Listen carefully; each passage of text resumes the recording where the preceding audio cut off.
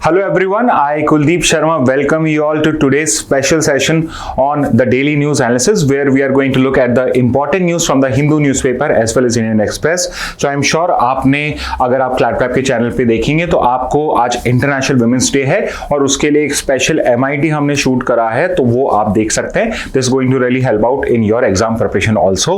And आज 8 मार्च international women's day है तो आज आपके हिंदू और इंडियन एक्सप्रेस दोनों में बहुत अच्छे एडिटोरियल्स आए हैं कवरिंग दिस टॉपिक ओनली. तो उनमें से एक अच्छा आर्टिकल आपके लिए आया है, एक एडिटोरियल आया है, उसको भी आज हम न्यूज में कवर करेंगे. But let's start with the other news first. तो सबसे पहले जो न्यूज हम कवर कर रहे हैं from the first page of the Hindu newspaper, it is basically the Trump has return to Iran top leader to basically start again the nuclear dialogue. तो यहां पे ये क्या बात हो रही है इसका कंटेक्स्ट हम समझ लेते हैं. तो एज यू आर अवेयर कि अगर हम आफ्टर वर्ल्ड वॉर 2 देखते हैं तो वर्ल्ड वॉर 2 के अंदर में US became the first country to develop a nuclear weapon. तो सबसे पहले जिस कंट्री ने न्यूक्लियर वेपन डेवलप करा था वो था USA and it was also the first country which actually used nuclear weapon to basically destroy Japan in that particular war also. But because of this particular incident also the other countries also realise the importance of nuclear weapon, the power of nuclear weapon. So with time other countries also started to develop nuclear weapons and then by the time of 1965 there were 5 countries in the world which had a full-fledged nuclear system into their arsenals. They have a full-fledged nuclear weapons into their arsenals and those 5 countries were, first is obviously USA and then you had your USSR the current Russia which was the second country, then you have your France, UK and finally China which have nuclear weapons in their arsenals. तो ये 5 members जो आपके बाद में P5 भी बन गए, permanent 5 members भी बने यूनाइटेड नेशन सिक्योरिटी काउंसिल के. These were the 5 countries which initially had nuclear weapon, but at the same time there were other countries also which had, let's say, certain kind of enemy countries like India has China around it and France and UK are also there और उसकी वजह से बाकी countries है they also wanted to develop a nuclear weapon also. But आप India का case ले सकते हैं, इंडिया के साथ आप पाकिस्तान का केस ले सकते हैं. They also wanted to develop a nuclear weapon and finally with time like India ने पहला अपना न्यूक्लियर टेस्ट 74 में करा and in the year 1998 India ने अपना सेकंड न्यूक्लियर टेस्ट करा and by the year 1998 India had also become a nuclear power, full fledged nuclear power. At the same time Pakistan ने अपने न्यूक्लियर टेस्ट करे just after India and Pakistan also become a nuclear power. तो इस तरीके से बहुत सारे कंट्रीज हैं जो ओपन में या हिडन में अपने न्यूक्लियर वेपन्स के जो प्रोग्राम्स हैं उनको रन करते हैं, जिनमें से एक कंट्री है ईरान जो एक अपने आप को मिडल ईस्ट पावर बनाना चाहता है. Moreover it is anti to US also, तो इसलिए भी फॉर इट्स ओन सिक्योरिटी ये भी अपना एक न्यूक्लियर प्रोग्राम रन करना चाहता है. तो ईरान ने अपना न्यूक्लियर एम्बिशन या अपना न्यूक्लियर प्रोग्राम 1970s में स्टार्ट किया था but it was basically a hidden nuclear programme. It was a hidden program and it claimed that it was only for generation of nuclear power, कि हम सिर्फ और सिर्फ इलेक्ट्रिसिटी जनरेट करने के लिए ये पर्टिकुलर प्रोग्राम रन कर रहे हैं. बट वो पीछे से अपना न्यूक्लियर प्रोग्राम भी रन कर रहे थे. एंड ये जो पर्टिकुलर इंफॉर्मेशन है कि उनका एक न्यूक्लियर प्रोग्राम है, ये किसी आउटसाइड एजेंसी ने नहीं बताया बट उसी की ही एक पॉलिटिकल पार्टी, अपोजिशन पार्टी ने वहां पे ओपनली डिक्लेयर करा कि जो ईरान की गवर्नमेंट है वो सीक्रेटली एक न्यूक्लियर प्रोग्राम रन कर रही है. जैसे ही ये इंफॉर्मेशन ओपन में आई उसी टाइम से ही ईरान के ऊपर पे इकोनॉमिक सैंक्शंस लगने स्टार्ट हो गए कि either you stop your particular programme और we are going to basically put economic sanctions on them. At the same time you have to realise कि उसी पर्टिकुलर रीजन में एक और कंट्री एग्जिस्ट करता है जो अभी वॉर पे है which is Israel. And Iran में जब इस्लामिक रेवोल्यूशन हुआ था 1979 में, तब वहां के लीडर्स ने मेजरली आपके अयतुल्ला अली खोमेनी ने ओपनली डिक्लेयर करा था कि अगर ईरान न्यूक्लियर वेपन डेवलप कर लेता है तो पहली चीज जो वो करेगा वो है इजराइल को डिस्ट्रॉय करना. In the meantime you should also know this कि Israel is also a nuclear power. इसके पास में भी करीब 90 ऐसे न्यूक्लियर आर्सेनल है जो वो यूज कर सकता है. तो यहां पे ईरान भी न्यूक्लियर वेपन डेवलप करना चाहता है for a security guarantee for itself, because इसके आसपास में भी बहुत सारा इस टाइप से कंफ्लिक्ट कंटिन्यू चलते रहते हैं। एंड अगर कल कोई न्यूक्लियर पावर लाइक यूएसए इसको थ्रेटन करता है, so they have no answer but to submit to their demands, because nuclear weapons के अगेंस्ट में आपके पास वॉर करने के लिए, फाइट करने के लिए कुछ भी नहीं है। तो एक सिक्योरिटी अरेंजमेंट है, but at the same time it also wants to destroy the country of Israel also. तो इजराइल को भी यहाँ पे काउंटर करने के लिए भी ईरान अपना एक particular nuclear weapon program run करता है। तो because of economic sanctions Iran जो है वो सिंपली नेगोशिएशन टेबल पे आया, बिकॉज उसकी जो इकोनॉमी है उसको बहुत हर्ट हो रहा था। And finally success happened during times of Barack Obama. तो बराक ओबामा के टाइम में 2015 के अंदर में 2015 में so you can see here 70s 80s 90s के अंदर में जो प्रोग्राम था वो थोड़ा सा स्टॉल था, थोड़ा बहुत, बिकॉज ओपन में आया तो उसने अपना प्रोग्राम था उसको स्टॉल किया। बट फिर से जब टेंशंस बढ़नी स्टार्ट करी तो उसने वापस इनिशिएट करा, और ईरान और यूएस बहुत ज्यादा एक दूसरे के एंटी हो चुके थे at one point of time around the year 2000-2010, जब यहाँ पे यूएस जो था अफगानिस्तान में फाइट कर रहा था, इराक में फाइट कर रहा था। There were talks about that US might even attack Iran also. तो इतनी ज्यादा वहां पे हॉस्टिलिटीज बढ़ चुकी थी। बट फाइनली जब बराक ओबामा का टेन्योर था तब उस टाइम में 2015 में एक एग्रीमेंट साइन होता है, this is a very important agreement जिसका नाम है joint comprehensive plan of action, JCOPA। So remember this full form also, because ये फुल फॉर्म भी आपसे पूछा जा सकता है, किस ईयर में साइन हुआ था ये भी आपसे पूछा जा सकता है।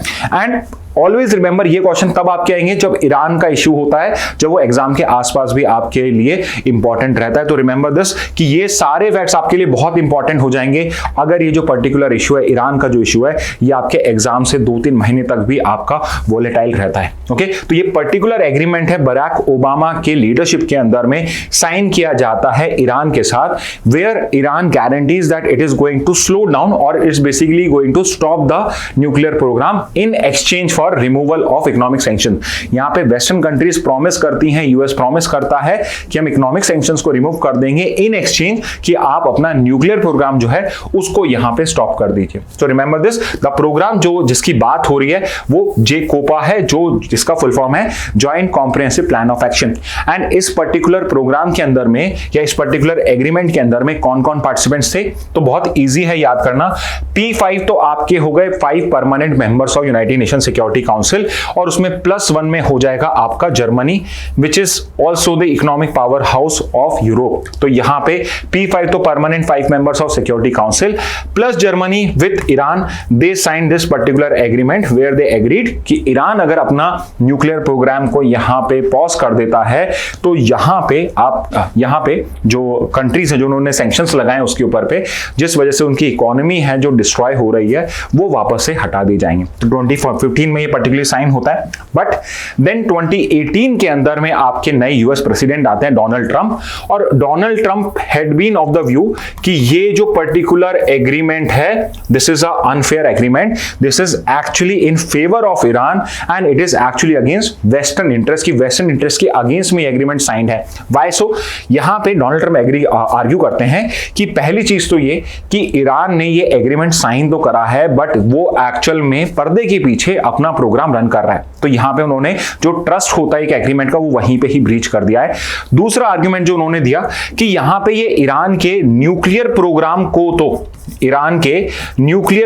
को तो यहां पे ये स्टॉल करता है, but it does not talk about Iran's missile development programme, कि जो ये लॉन्ग रेंज मिसाइल्स बना रहे हैं जो आगे जाके यूटिलाइज की जा सकती हैं फॉर न्यूक्लियर वेपन, ये उसको कैटर नहीं करता है। यानी कि Iran is free to create long range missiles, long range nuclear capable missiles also under this mission. तो यहां पे जैसे डोनाल्ड ट्रंप 2018 में आते हैं, जब डोनाल्ड ट्रंप 2018 में आते हैं तो ही withdrew from this particular agreement. तो यहां पे ये यूनिलेटरली यहां से विड्रॉ कर लेते हैं, एंड रीजंस मैंने आपको बता ही दिए हैं कि जिस वजह से होता है। And because of the withdrawal from JCOPA of US जो है वो वापस से सैंक्शंस इंपोज कर देता है। माइंड यू, बाकी की जो कंट्रीज हैं, बाकी की जो P5 कंट्रीज +1 है, वो अपने जो सैंक्शंस हैं उनको रिमूव कर चुके होते हैं, वो वापस से इंपोज नहीं करते हैं। बट यूएस जो है वो वापस से सैंक्शंस को इंपोज कर देता है। But because of these particular reimposition of sanctions, Iran अपना यूरेनियम इनरिचमेंट रिमेंबर दिस कि अगर आपको न्यूक्लियर वेपन डेवलप करना है तो uranium is the main fuel uranium होता है, और यूरेनियम को आप जितना एनरिच करते हो, जितना उसको आप प्योरीफाई करते हो, उतना ही वो बेटर हो जाता है वेपन ग्रेड के लिए यूज कर लेके। तो यूरेनियम अगर कम आपका एनरिच है तो वो इलेक्ट्रिसिटी प्रोडक्शन के लिए यूज किया जा सकता है, बट अगर उसको आपने और भी प्योरीफाई कर दिया और भी एनरिच कर दिया तो फिर वो वेपन ग्रेड बन जाता है, और उसके बाद आप उसे वेपन्स के लिए यूज कर सकते हो। तो यहाँ पे जो ईरान का प्रोग्राम है वो बेसिकली जो उसने लिमिट कर दिया था वो वापस इनिशिएट कर देता है, और जब यहां पे ईरान वापस इनिशिएट करता है तो बाकी की जो कंट्रीज हैं वो भी वापस से इकोनॉमिक सैंक्शंस उनके ऊपर पे इंपोज कर देते हैं। तो इसके बाद में ये जो पर्टिकुलर सिचुएशन है ये अब कंटिन्यूअसली चलती रहती है। इन द मेन टाइम 2 साल पहले आपका इजराइल और हमास का वॉर स्टार्ट हो जाता है, जिसमें ईरान फिर से इन्वॉल्व हो जाता है because of Hezbollah in Lebanon,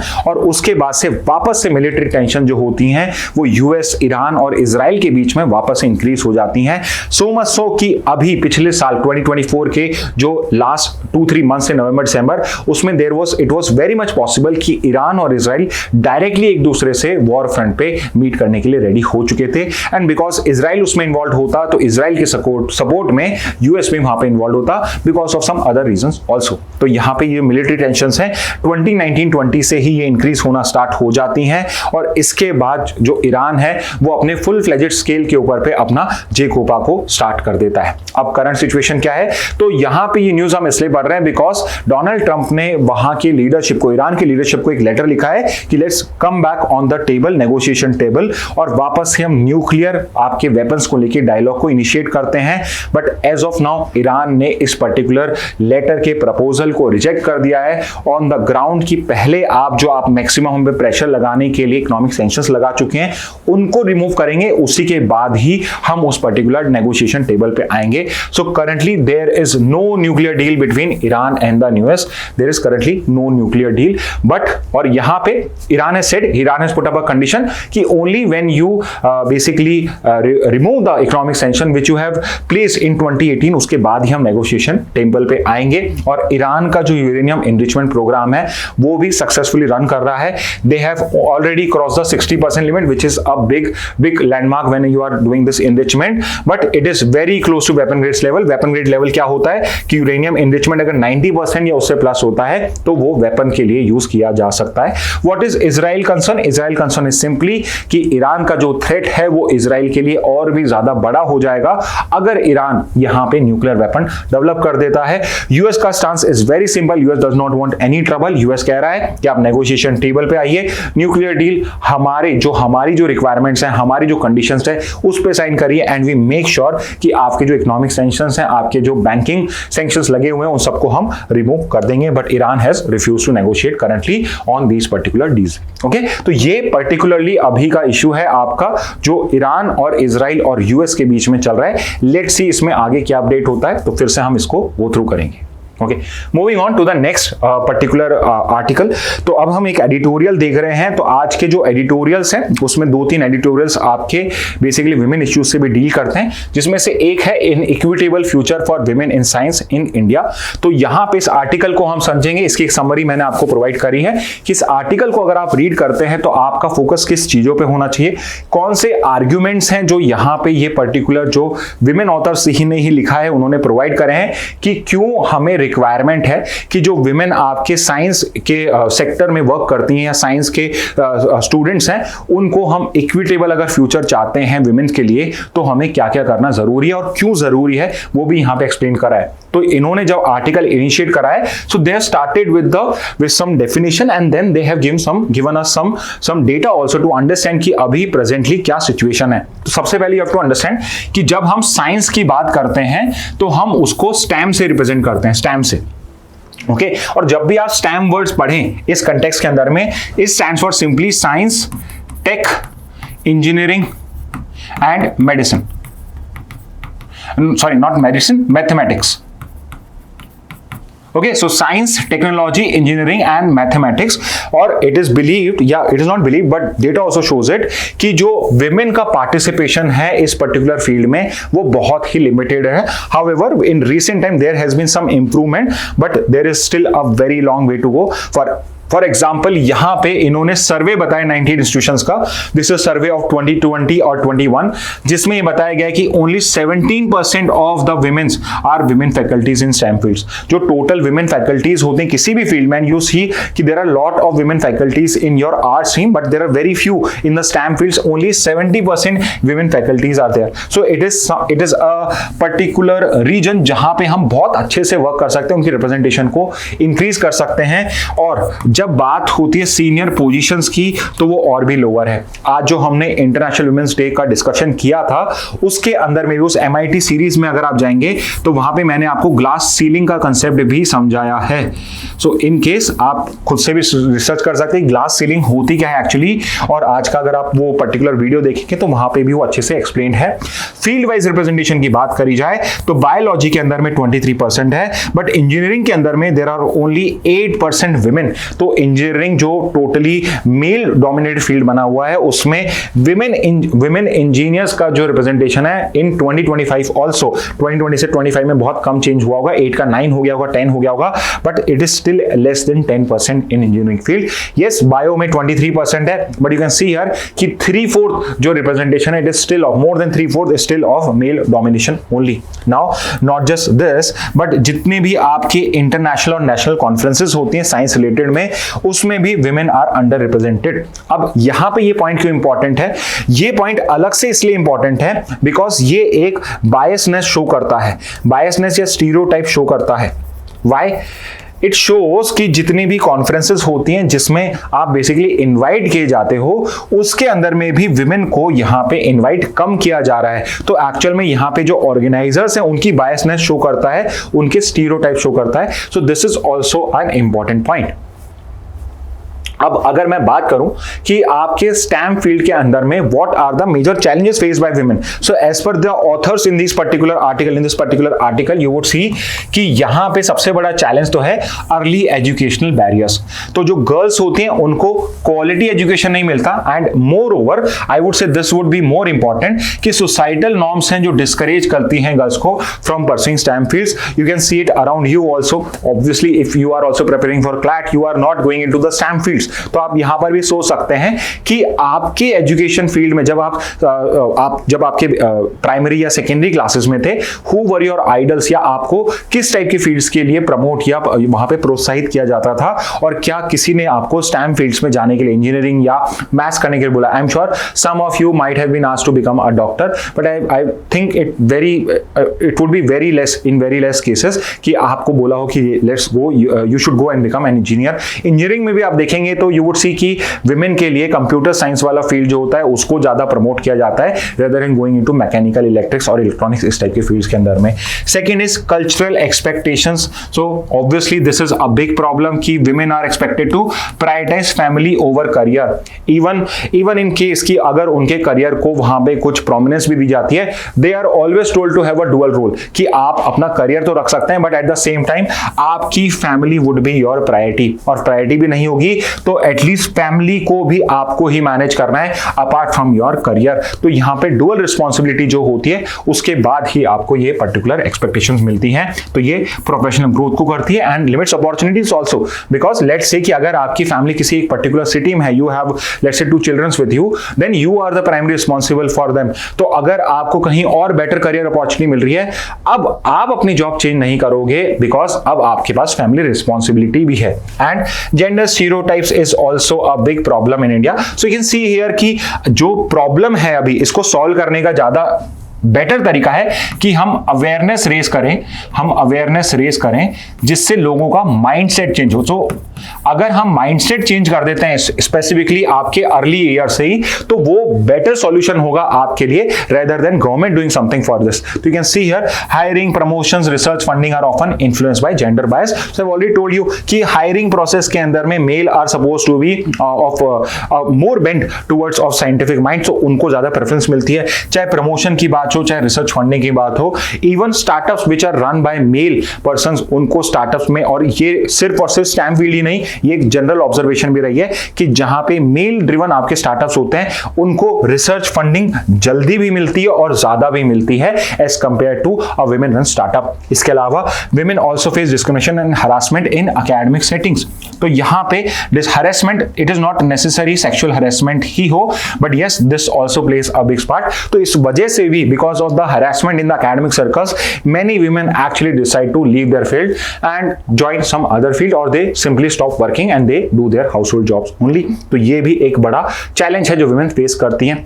global trends की अगर बात करा जाए तो यहाँ पे not just in India, there is a high dropout rates across 38 countries, women still face high dropout rates। तो dropout कब करते हो कि आपने STEM को opt तो किया है, but after a point of time you leave that particular place। तो ये हो सकता है कि आपने एजुकेशन गेन करके जॉब आपने STEM में नहीं करी हो, and we have many cases कि आपके पास 12th तक साइंस थी, आपने BSc की डिग्री ले ली है, बट उसके बाद में आप कोई और कॉम्पिटिटिव एग्जाम दे रहे हो बिकॉज प्रोबेबली जो जॉब है वो आपको लगता है कि विमेन के हिसाब से अच्छी नहीं है।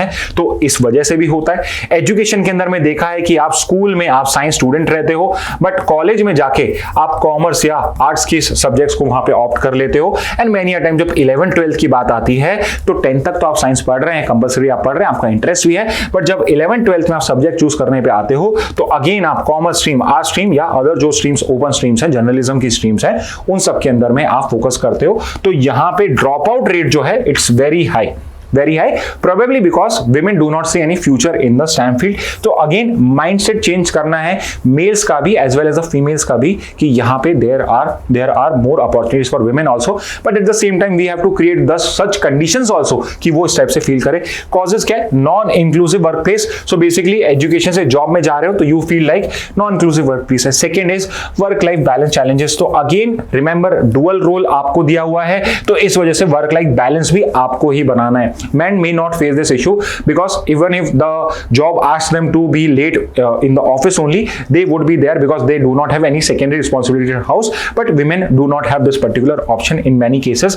Third is lack of access to high impact research also। तो ये lack of access जो high impact research में होता है, इस वजह से भी जो further studies होती हैं वो भी women students की hamper होना start हो जाती है। इसके अलावा limited representation in senior roles। तो कई बार ये जो particular चीज होती है ये low self confidence भी करता है। कैसे? एक तो बिकॉज आपको सीनियर रोल्स में कोई आपका आइडल नहीं दिख रहा है, कोई विमेन आइडल नहीं दिख रहा है जिसको आप फॉलो करके ये कह सकते हैं कि yes I can become like her also. तो इस वजह से लो कॉन्फिडेंस होता है, फैमिली रिस्पॉन्सिबिलिटीज आपकी हमेशा एग्जिस्ट करती हैं, and lack of female role models which I already said. तो ये ही लैक ऑफ सेल्फ कॉन्फिडेंस के लिए भी कर सकता है because you see no one who has arisen to such a level. Okay, तो ये कुछ ग्लोबल ट्रेंड्स हैं जो विमेन रिप्रेजेंटेशन के स्टेम में हमको दिखते हैं। नेक्स्ट पे आते हैं, why retention of women in STEM is important. So always remember it is always to have diverse field, diverse people in a particular group, because जितने डाइवर्स लोग होंगे उनके उतने ही डिफरेंट एक्सपीरियंसेस होंगे, उनका उतना ही डिफरेंट वर्ल्ड का पर्सपेक्टिव होगा, उस पर्टिकुलर सेक्शन का, उस पर्टिकुलर सब्जेक्ट का पर्सपेक्टिव होगा, तो आपका जो इनोवेशन होगा वो बेटर होगा। So always remember diversity is very good for innovation because you have different perspectives to look at a particular problem and innovate solutions to basically find a solution to those problems। इसके अलावा they can become role models for future generation। So अगर हम आज start करते हैं तो जो आगे की स्टूडेंट्स आएंगे, आगे की जो गर्ल स्टूडेंट्स होंगी, उनके लिए you would be a very good role models in the STEM sector। Third is inclusive workforce। So obviously अगर यहाँ पे 50% population women की है और अगर वो उस पर्टिकुलर फील्ड में पार्टिसिपेट नहीं करती हैं तो लॉस सिर्फ उनका नहीं है, लॉस पूरी की पूरी ह्यूमन रेस का है। It's a loss for the human race itself because we are not going to benefit or utilize their talent। तो यहाँ पे उनके टैलेंट से हमें लॉस हो रहा है। इसके बाद अगर हिस्टोरिकल जेंडर इनइक्वालिटी की बात हो साइंस के अंदर में तो एक पर्टिकुलर बहुत ही इंटरेस्टिंग इफेक्ट है जिसको मैटिल्डा इफेक्ट कहा जाता है। सो this is named after Matilda Jocelyn gauge. But Matilda effect क्या होता है? इट बेसिकली सेज कि अगर लेट से कोई पर्टिकुलर ऐसा साइंटिफिक ग्रुप है जिसमें मेल मेंबर्स भी हैं और फीमेल मेंबर्स भी हैं और लेट से वो पर्टिकुलर ग्रुप कोई ब्रेक थ्रू करता है तो यहां पे जो कंट्रीब्यूशन दिया जाएगा this would be given to the male person not to the female person. तो this is also a very important effect कि यहाँ पे ये एक मटिल्डा इफेक्ट है जो ये शोकेस करता है. It has been shown with experiments, shown with proper examples कि अगर किसी भी ग्रुपिंग के अंदर में लेट्स से मेल मेंबर्स में और फीमेल मेंबर्स भी हैं, तो जब कोई भी ब्रेक थ्रू होता है, कोई भी अचीवमेंट होता है, तो वो अचीवमेंट यहाँ पे दिया जाता है मेल मेंबर को, उसको क्रेडिट दिया जाता है. Female members just become the part of that group. तो यहाँ पे लीडरशिप का जो रोल होता है वो फीमेल्स को यहाँ पे रिजेक्ट कर दिया जाता है. And this is actually a real inequality in science. Okay, तो मटिल्डा इफेक्ट इज देयर. इसके अलावा there is a very popular leaky pipeline phenomena. And leaky pipeline आपका जो ये formulation, it basically regards to describes the drop out of women. So basically many a times there is a leaky pipeline कि pipeline में enter तो कर रहे हैं, education तो ले रहे हैं, यहां से जॉब में नहीं जा रहे हैं, वो यहां से लीक आउट कर रहे हैं. क्यों कर रहे हैं? Because there is bias in education के अंदर में वुमेन्स को वो प्रमोशन ही नहीं मिलता है. Lack of role model. So you can see here कि साइकोलॉजी कितना इंपॉर्टेंट रोल प्ले कर रही है. एंड हॉस्टाइल वर्क एनवायरमेंट्स, यहां पे जब जाते हैं तो apart from their career problems they have other problems also, specifically problems related to sexual harassment.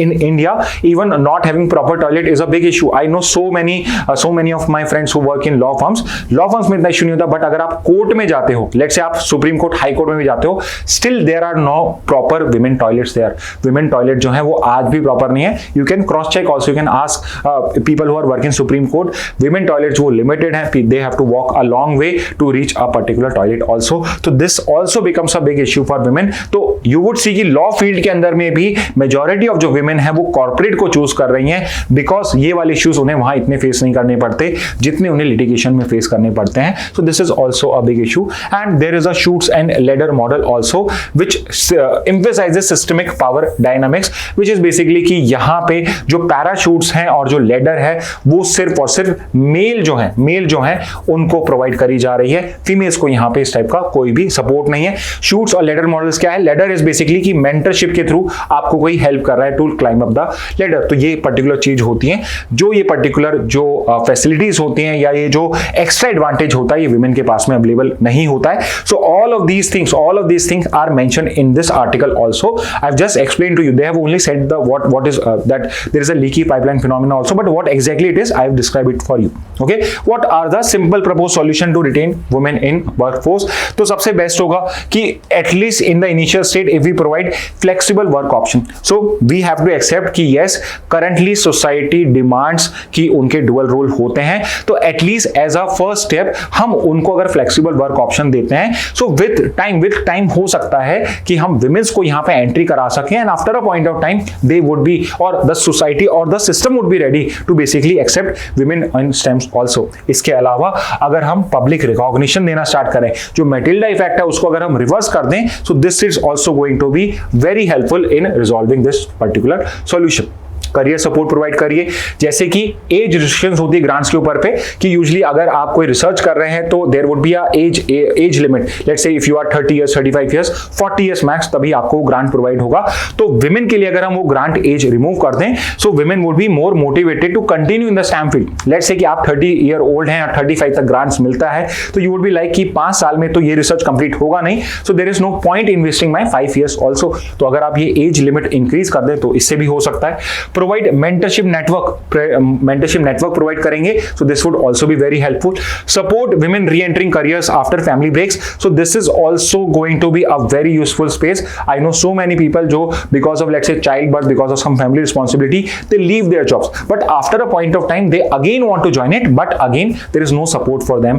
तो इसके लिए we have to give credit to the government also, because उन्होंने कुछ ऐसे प्रोग्राम्स लॉन्च करे हैं, उन्होंने कुछ ऐसी स्कीम्स लॉन्च करी हैं which is going to support women to re-enter their work field also. इसके अलावा if we promote leadership opportunities for women, let's say कि we have certain posts, directors post जो आज के टाइम में बहुत कॉमन भी है कि जो कंपनी में डायरेक्टर की पोस्ट होती है, कुछ पोस्ट यहाँ पे विमेन के लिए रिजर्व करी जाती हैं. गवर्नमेंट इनिशिएटिव्स की बात करी जाए, अगेन ये आपके डायरेक्ट क्वेश्चंस आ सकते हैं, सिंपली इनके फुल फॉर्म आपसे पूछे जा सकते हैं. जैसे 2020 2020 में हमने गति लॉन्च करा था, विच is basically gender advancement for transforming institution. तो अगेन इसमें साइंस एंड टेक्नोलॉजी के फील्ड में, अगेन स्टैम के फील्ड में विमेन को यहां पे बेटर करने के लिए, उनका वहां पे एक्सेस बढ़ाने के लिए, एनरोलमेंट बढ़ाने के लिए ये particular scheme department of science and tech ने लॉन्च करी थी। We have another scheme, a very important scheme, वाइस Kiran, which stands for women in science and engineering knowledge involvement in research advancement through nurturing. Okay, तो यहां पे कहीं ना कहीं हम मेंटरशिप पे वर्क कर रहे हैं। So this is basically dealing with mentorship. तो रिसर्च फील्ड के अंदर में कैसे विमेंस को हम सपोर्ट कर सकते हैं, उसके लिए वाइस किरण प्रोग्राम है। Again I always advise my students की भाई आप इनके फुल फॉर्म याद कर लीजिए। फुल फॉर्म अगर आप याद कर लेंगे तो उससे भी आपको इसका ऑब्जेक्टिव याद हो जाएगा। Third is women scientist scheme, which is basically to provide funding and support. So like we said here कि यहां पे बहुत जगहों पे ग्रांट्स की वजह से, मनी प्रॉब्लम्स की वजह से भी बहुत सारे विमेंस को साइंस वाला फील्ड छोड़ना पड़ता है, रिसर्च वाला फील्ड छोड़ना पड़ता है। तो यहां पे अगर हम उन्हें फंडिंग सपोर्ट देंगे so they would be better inclined to to be in this particular field also. इसके अलावा और क्या है, बायोकेयर करके है जो बेसिकली बायोटेक्नोलॉजी फील्ड में विमेन है उनको हेल्प करता है। एंड ICMR जो है वो अलग से विमेन हेल्थ को लेकर यहां पे विमेन साइंटिस्ट को यहां पे ट्रेन करता रहता है। ओके, तो यहां पे आपका जो ये आर्टिकल है ये बहुत सिस्टमैटिक वे में आपको एक्सप्लेन करता है कि स्टैम जो फील्ड है उसके अंदर में विमेन रिप्रेजेंटेशन जो है वो कितनी कम है, कैसे, क्यों उसको बेटर करना जरूरी है, कैसे हम उसे बेटर कर सकते हैं, गवर्नमेंट के स्टेप्स क्या हैं, और फाइनली यहां पे ये कंक्लूजन प्रोवाइड करता है आपको कि क्यों विमेन का इंक्लूजन होना स्टैम फील्ड के अंदर में इंडिया की प्रोग्रेस के लिए, वर्ल्ड की प्रोग्रेस के लिए इंपॉर्टेंट है। सो आई वुड से कि this is a very good article. अगर आपके हिंदू न्यूज़पेपर आता है, I have already explain it to you, please try to read this particular article for your benefit. Okay, move करते हैं नेक्स्ट न्यूज पे। EC2 fix duplicate voter ID number issued in 3 months। So यहां पे ये एक waste Bengal में एक political issue arise हुआ है, जहां पे जो आपकी वेस्ट बंगाल की रूलिंग पार्टी तृणमूल कांग्रेस, उसने एलिजिट किया, उसने एलिगेशंस लगाए हैं कि यहां पे जो बीजेपी है उसको इलेक्शन कमीशन हेल्प कर रहा है बाय इशूइंग डुप्लीकेट कार्ड्स। अब ये डुप्लीकेट इलेक्शन कार्ड्स क्या होता है? So if you are above 18, आप सबके लिए इलेक्शन कमीशन ऑफ इंडिया एक एपिक कार्ड इशू करता है, which is basically a photo identity card, और ये हर किसी का यूनिक होता है, हर किसी का यूनिक होता है। बट द इशू इज कि ये 2000 में हमने इसको फोटो आइडेंटिटी कार्ड्स को बनाना चालू किया था, और हर स्टेट अलग से बना रहा था। तो आप राजस्थान में हैं तो आपका यहाँ पे राजस्थान की जो अथॉरिटीज हैं, राजस्थान में जो कमीशन है वो अलग से बना रहा है आपका, जो आपके वेस्ट बंगाल में आप हैं तो वहां पे अलग से बन रहा है, तमिलनाडु में अलग से बन रहा है। तो उसमें इशू क्या था कि जो ये 10 नंबर का आपका ये पर्टिकुलर कार्ड इशू हो रहा था, there was no coordination between these particular different states. तो राजस्थान के अंदर में अगर मैंने लेट्स से 1 2 3 4 5 6 किसी को नंबर दे दिया है, इट इज पॉसिबल कि मैंने वेस्ट बंगाल में भी किसी को सेम नंबर दे दिया 1 2 3 4 5 6, और लेट्स से कि मैं एक ऐसा पर्सन हूं जो राजस्थान से वेस्ट बंगाल मूव करता है, तो after a point of time मैं वहां पर भी वोट डाल सकता हूं। I would be eligible to vote there also because not possible for me to vote in Rajasthan. तो अगर मैं वहां की वोटर लिस्ट में मेरा नाम आ चुका है तो यू वुड सी हियर कि यहां पे एक पर्सन मैं हूं और एक पर्सन पहले से वहां है जिसका सेम वोटर आईडी कार्ड है, सेम वोटर आईडी कार्ड नहीं बट सेम एपिक नंबर है। तो यहां पे आप देख सकते हैं कि यहां पे डुप्लीकेट आपके आईडी कार्ड जो है वो अवेलेबल पॉसिबल हो सकते हैं। ऑल्दो आज के टाइम में ये चीज होना बहुत मुश्किल है, बिकॉज अब हम एक सेंट्रलाइज सिस्टम की तरफ मूव कर रहे हैं। मोर ओवर सब कुछ आधार से लिंक किया जा रहा है, तो प्रोबेबली ये जो इश्यूज है आने वाले टाइम में नहीं होगा, but currently it is a big issue, because free and fair elections कराने के लिए बहुत जरूरी है कि यहां पे हम जो one voter one particular value वाला जो प्रिंसिपल है उसको फॉलो करें, कि एक वोटर के एक वोट की एक ही वैल्यू होनी चाहिए। So one voter would have one vote and one vote should have one value only. But यहां पे एक वोटर है उसके पास में 2 वोटर आईडी कार्ड्स भी हो सकते हैं। Eight the same time this is a very common problem कि आप लेट्स से आप राजस्थान थे, आप राजस्थान से यूपी मूव कर गए, आपने राजस्थान में आपके पास वोटर आईडी कार्ड था, वो आपने कैंसिल कराया नहीं है और आपने यूपी में भी नया आपका कार्ड बना लिया। ये तो मैं 2 स्टेट्स की बात कर रहा हूं। स्टेट्स के अंदर में भी भी डिफरेंट कॉन्स्टिट्यूएंसीज में लोगों के सेम कार्ड्स हो सकते हैं कि मेरा लेट्स से कि उदयपुर में मेरा वोटर आईडी कार्ड बना हुआ है और फिर मैंने कुछ टाइम बाद मैं जयपुर शिफ्ट हो गया, मैं श्री गंगानगर शिफ्ट हो गया, मैं किसी और पर्टिकुलर डिस्ट्रिक्ट में शिफ्ट हो गया और मैंने फिर से वहां पर भी अपना कार्ड बनवा लिया है, तो मैं वहां पर भी वोट कर रहा हूं जब इलेक्शंस हो रहे हैं और मैं अगर पॉसिबल है तो दूसरी जगह जाके भी वोट कर रहा हूं। यू कैन सी हियर कि यहां पे जो one vote one voter and one value का जो कंसेप्ट है उसका यहां पे वायलेशन होता है। So it is a big issue. तो यहां पे वोटर आईडी कार्ड और एपिक क्या है, तो पहली चीज जो सबसे इंपॉर्टेंट है, जो क्वेश्चंस आपके एग्जाम में आते हैं वो आपको समझना जरूरी है। जैसे कि जो वोटर आईडी कार्ड जिसको हम बोलते हैं उसका ऑफिशियली उसको बोला जाता है EPIC card. It is known as EPIC card और एपिक का फुल फॉर्म आपको पता होना चाहिए, which is electors photo identification card. Electors photo identification cards, remember exact पता होना चाहिए आपको, बिकॉज आपके जो ऑप्शंस आते हैं बहुत कंफ्यूजिंग आते हैं। फोटो की जगह फोटो सिंथेसिस कुछ और बनाया जाएगा, आइडेंटिफिकेशन की जगह कोई और वर्ड, यहां पे आइडेंटिटी वर्ड यूज किया जा सकता है, कार्ड की जगह कॉम्बिनेशन समथिंग कुछ भी यूज किया जा सकता है। तो इस तरीके से इलेक्टर्स की जगह इलेक्ट्रॉनिक यूज किया जा सकता है और उस बेसिस पे आपको कंफ्यूज किया जा सकता है। तो जो आपका एपिक कार्ड होता है it is a 10 digit unique identification number, UID है, ये भी एक आपका यूआईडी यूनिक आइडेंटिफिकेशन नंबर है आपका, 10 डिजिट का होता है और एवरी एलिजिबल वोटर को election commission of India issue करता है। तो रिमेंबर दिस कि आपका जो एपिक कार्ड है it's a 10 digit unique identification number which is issued by election commission of India, not your state election commission. आप जब पंचायत म्युनिसिपैलिटीज की करते हैं तब आपको अलग वोटर आईडी कार्ड मिलता है, बट ये जो ईसीआई इशू करता है ये आपका सारे इलेक्शंस के लिए वैलिड होता है।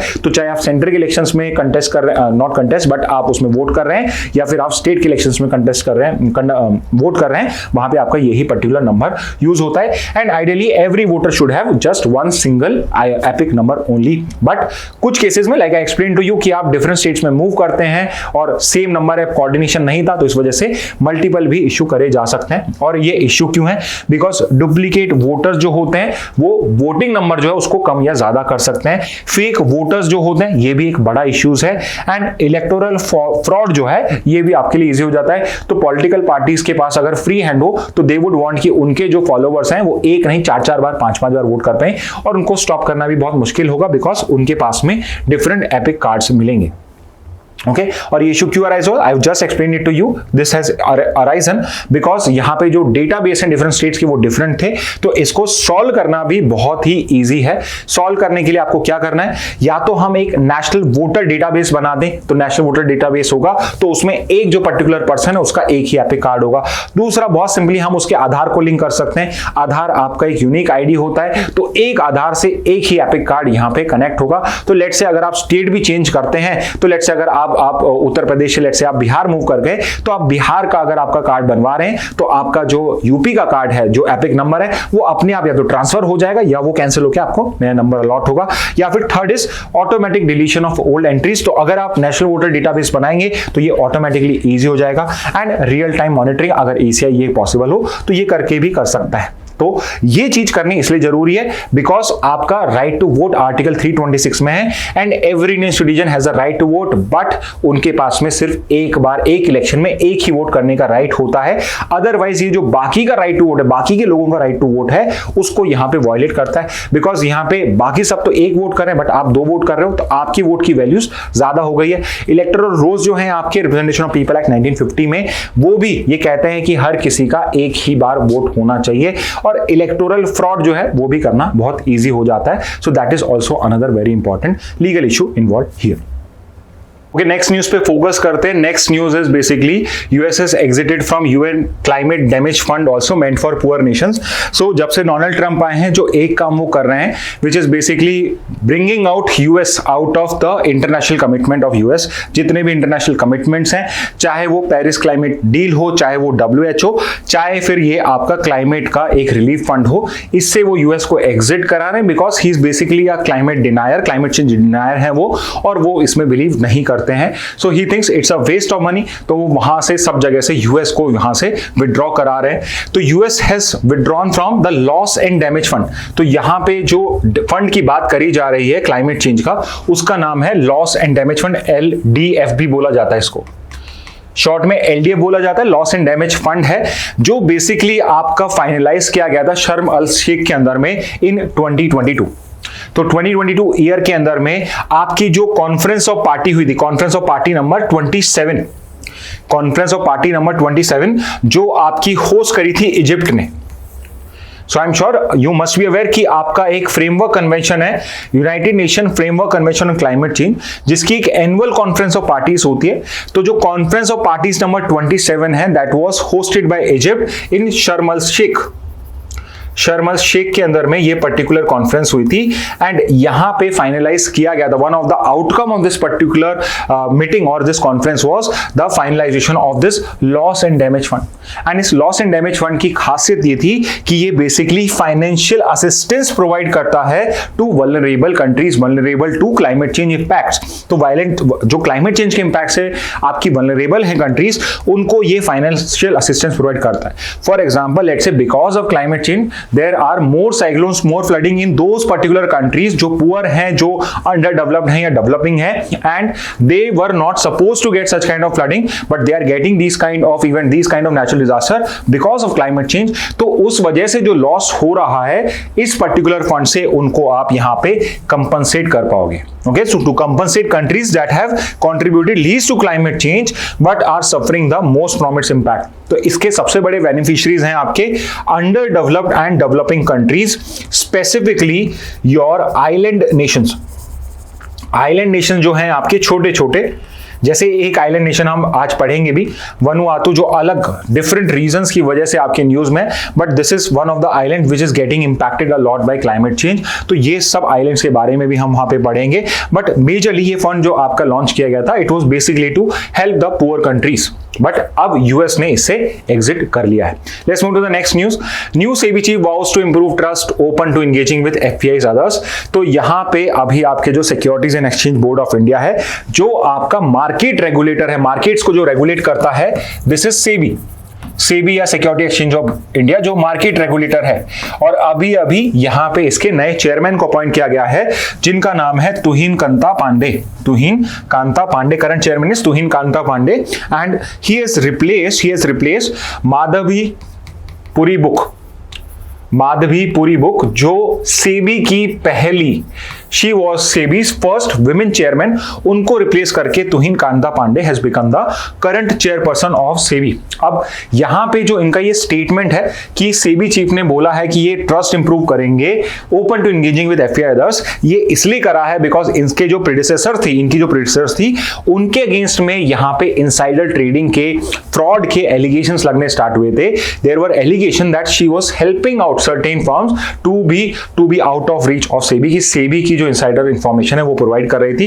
देयर वर एलिगेशंस कि वो उनके कॉन्फ्लिक्ट ऑफ इंटरेस्ट भी है। सो यहां पे जो सेबी है वो बेसिकली मार्केट को रेगुलेट करता है, बहुत सारी ट्रेडिंग को, कंपनीज को, इनको रेगुलेट करता है। और अगर आप इसके चेयरमैन हैं और आपके उन्हीं पर्टिकुलर कंपनीज में फंड्स हैं जिनको आप रेगुलेट करते हो, तो यहां पे कॉन्फ्लिक्ट ऑफ इंटरेस्ट राइज होता है कि अगर आप उनके अगेंस्ट में एक्शन लेते हो तो आपका यहां पे लॉस हो सकता है, तो आप शायद एक्शन ना लो, यही कॉन्फ्लिक्ट ऑफ इंटरेस्ट होता है। तो यहां पे सेबी चीफ ने बोला है कि through transparency it will try to improve trust.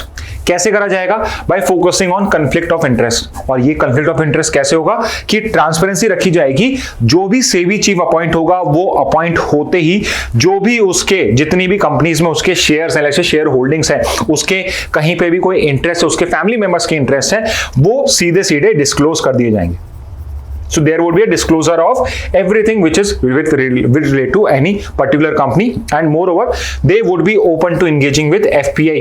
तो अभी आप सुन रहे होंगे कि बहुत सारे जो फॉरेन इन्वेस्टर्स हैं वो इंडिया से पैसा निकाल रहे हैं और अलग मार्केट्स में कर रहे हैं। इस वजह से इंडियन जो फॉरेन पैसा, फॉरेन पोर्टफोलियो इन्वेस्टमेंट है, वो इंडिया को छोड़ के जा रहा है। तो यहां पे ही हैज सेड कि they are going to engage with FPI also and other player also, कि हम बेटर कैसे कर सकते हैं मार्केट को। तो इसको लेकर भी इन्होंने यहां पे पॉइंट आउट करा है। तो मेजरली यहां पे इनका जो पहला एड्रेस रहा है आफ्टर बीइंग अपॉइंटेड, इसमें ये फोकस कर रहे हैं जो आपके करंट इश्यूज चल रहे हैं एंड जो प्रीवियस इनके प्रेडिसेसर्स रहे उनके अगेंस्ट में जो एलिगेशंस थे, उस पर्टिकुलर ट्रस्ट जो सेबी ने खोया है उसको रीबिल्ड करने के लिए यहां पे ये ट्रांसपेरेंसी की ट्रस्ट की बात कर रहे हैं। ओके तो यहां पे बिकॉज ये सेबी के बने, SEBI is an important institution, आपके डायरेक्ट क्वेश्चन आ सकते हैं। एक सिंपल क्वेश्चन हो सकता है सेबी का फुल फॉर्म क्या है, तो आई am sure security and exchange board of India, ये आपको पता हो, तो ये आपको पता रखना जरूरी है। इसके अलावा इसका एस्टेब्लिशमेंट कब हुआ था, so it was established on April 12 1988, but remember सिर्फ ईयर ज्यादा इंपॉर्टेंट है आपके लिए, बिकॉज 1988 में ये एज अ रेगुलेटरी बॉडी बनाया गया था, but at that time it was only a executive body, executive order से बनाई हुई बॉडी थी, कोई पार्लियामेंट्री लॉ नहीं था जिसके अंदर में सेबी बनाई गई थी। सो रिमेंबर दिस कि SEBI originally came into existence as a regulatory body in 1988, ठीक है, तो ये ईयर याद रखना। एंड अगर आपसे क्वेश्चन पूछा जाए कि सेबी स्टैट्यूटरी बॉडी कब बनी थी, तो उसका आंसर हो जाएगा 1992। 1992 के अंदर में पार्लियामेंट ने एक एक्ट इनेक्ट करा, सेबी एक्ट ऑफ 1992, और उसके बेसिस पे जो ये सेबी है, जो एक रेगुलेटरी बॉडी थी, इसको स्टैट्यूटरी स्टेटस प्रोवाइड करा है, इसको statutory powers, legal powers provide करी गई। इसका हेडक्वार्टर कहां पे, सो remember this also, it's headquartered in Mumbai, जो आपकी कमर्शियल कैपिटल है, जहां आपका बॉम्बे स्टॉक एक्सचेंज है, जहां पे आपका नेशनल स्टॉक एक्सचेंज एक्सिस्ट करता है, वहीं पर इसका भी हेडक्वार्टर है। डू नॉट कंफ्यूज कि ये गवर्नमेंट बॉडी है तो दिल्ली में होगी, रिमेंबर ये मुंबई में सिचुएटेड है, just like your RBI. RBI का हेडक्वार्टर भी मुंबई में, सेबी का हेडक्वार्टर भी मुंबई के अंदर में। Current chairman is Tuhin Kanta Pandey. तो ये कुछ इंपॉर्टेंट फैक्चुअल इंफॉर्मेशन है सेबी को लेके।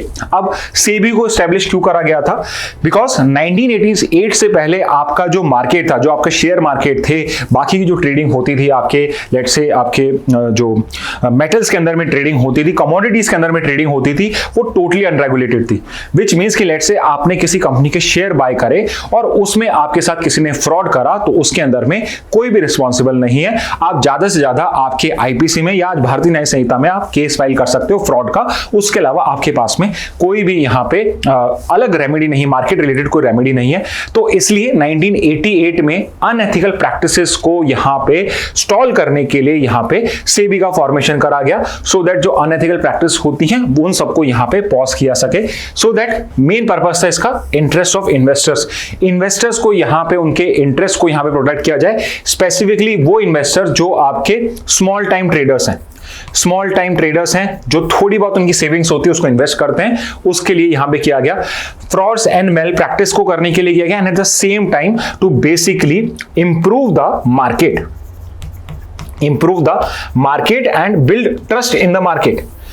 आपका अगर मार्केट में ट्रस्ट होगा तो उससे आपको बेनिफिट ही होने वाला है, because more and more people would be ready to enter this particular market. But at the same time अगर मुझे मार्केट में ट्रस्ट ही नहीं है, मेरे को यहां पे अगर कोई फ्रॉड करता है, उसका मेरे पास कुछ रेमेडी ही नहीं है, या रेमेडी बहुत ही कमरसम है, तो I would not like to invest my money into that particular place. तो यहां पे अगर मैं मार्केट के अंदर में प्रोटेक्शन प्रोवाइड करता हूं, यहां पे बेटर करता हूं उस मार्केट को, तो मेरा ट्रस्ट बिल्ड होगा और मेरा मार्केट भी इंप्रूव होगा। अब लीगल स्टेटस क्या है सेबी का, so I have already explain it to you. 1992 से ये अब एक स्टैट्यूटरी बॉडी बन चुकी है। रिमेंबर ये सेबी जो है किस मिनिस्ट्री के अंदर में फंक्शन करती है, so it function under ministry of finance.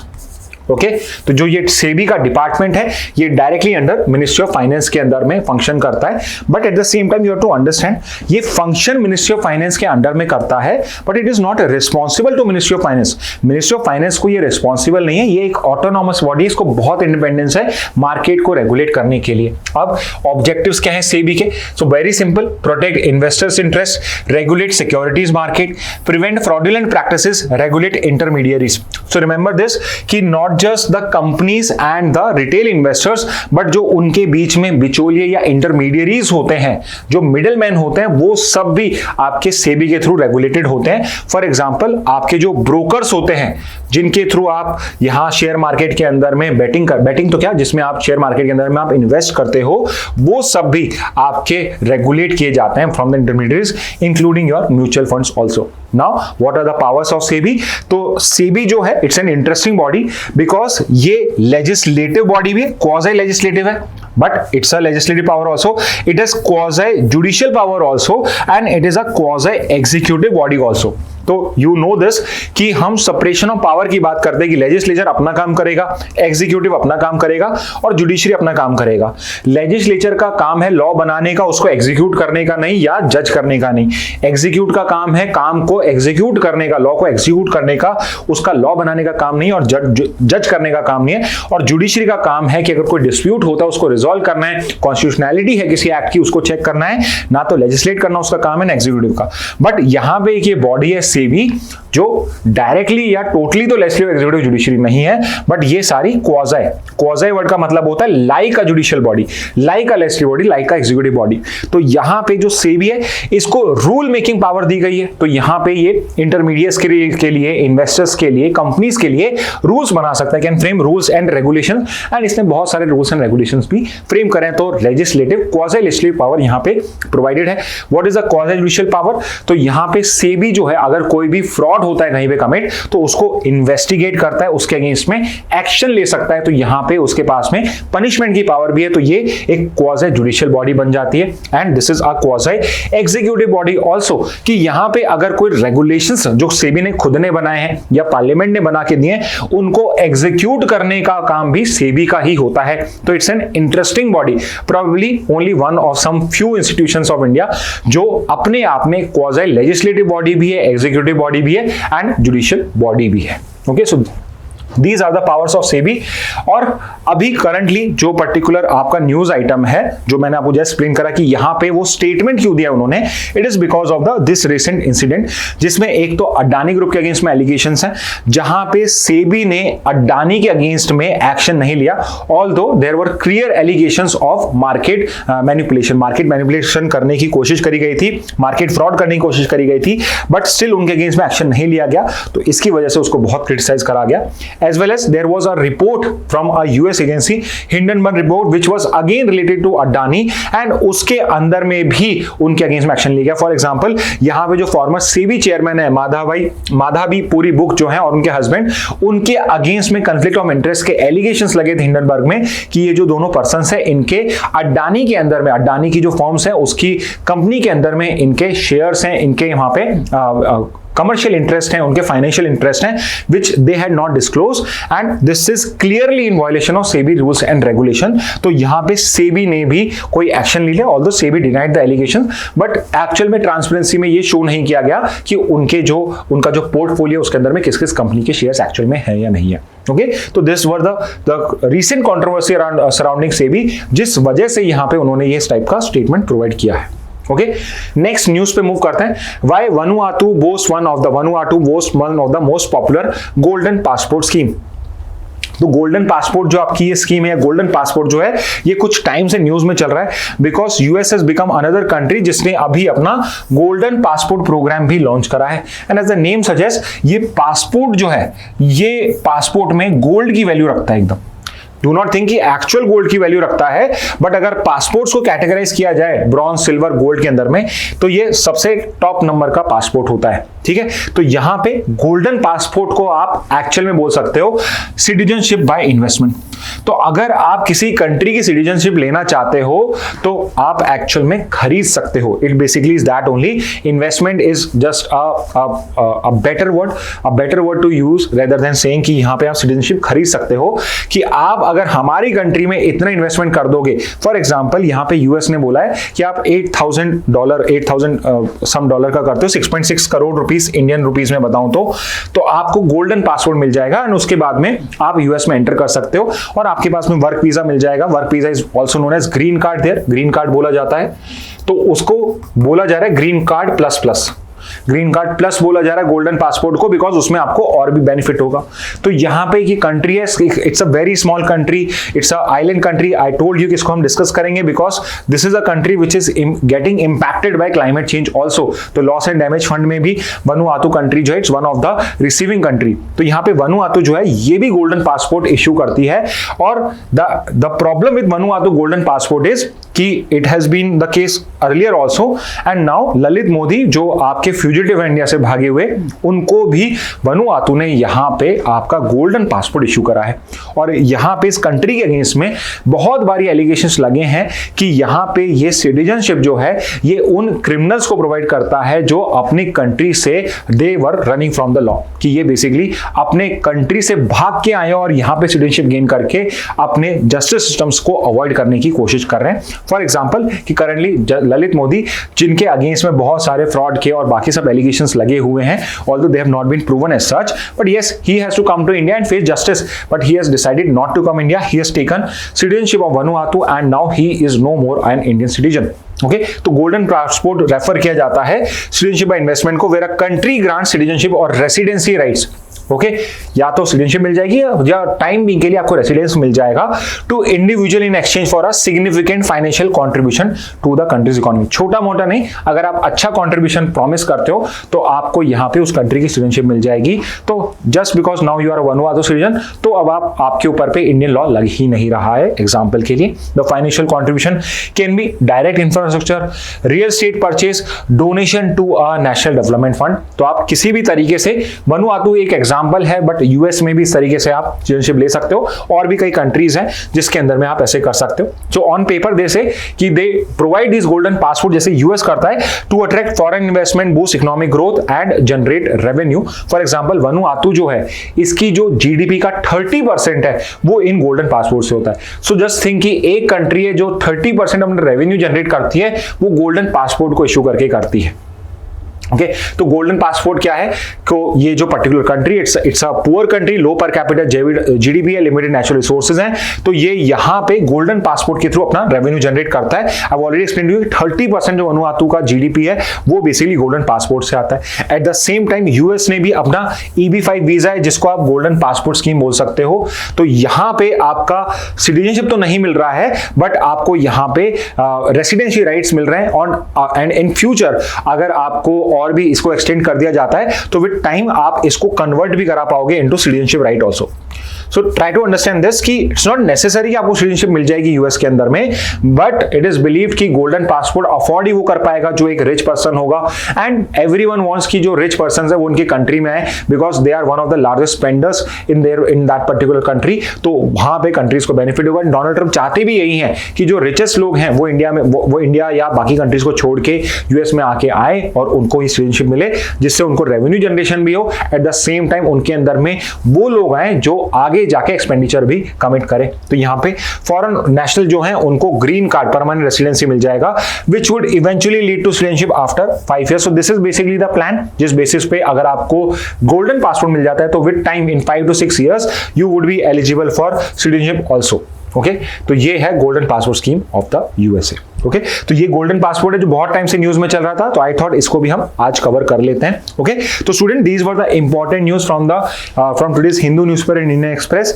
In case कोई अगर न्यूज मिस हो गई है तो आप कमेंट बॉक्स में बता दीजिए, किसी नेक्स्ट क्लास के अंदर में उस टॉपिक को हम डिस्कस भी कर सकते हैं। Moreover international women's day को यहाँ पे इसलिए कवर नहीं करा है because there is a separate video, तो उसके अंदर में हमने डिटेल में करा है, इसलिए भी यहाँ पे जो टॉपिक लिस्ट है वो थोड़ी सी शॉर्ट डाउन हो गई है। Okay, so with this message let's end today's session. Thank you and have a very nice day.